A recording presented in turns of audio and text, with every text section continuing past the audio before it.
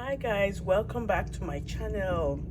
If you're new to this channel, big welcome. If you're not new, thank you so much, and thank you so much. I really appreciate you stopping by. Today we're making Nigerian puff puff. It's very simple and very easy to make. Anybody can make this. Okay, so just follow me while I take you through how I made this Nigerian puff puff. Trust me, it's so delicious. Okay, thank you, and keep watching, and don't forget to subscribe. Thanks. So my friends, for this puff puff recipe, I have 2 cups of regular all-purpose flour, half a teaspoon of nutmeg, 2 teaspoons of yeast, half a cup of sugar,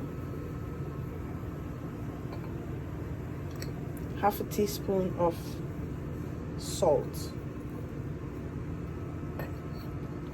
and then I'll stir all the dry ingredients together. I'm using warm milk. You can use water if you like.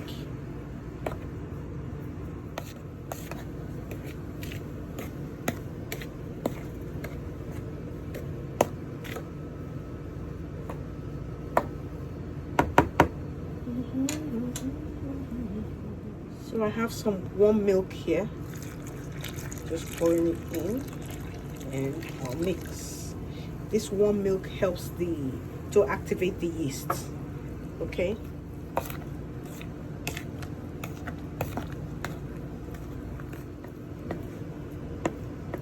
right now I'm going to put this in a warm place, and just maybe for like 40 minutes or up to an hour. See, our puff puff mixture has even tripled the size. So I'm going to start frying now. I just put some oil in the pot right now. I'm going to be frying the puff puff.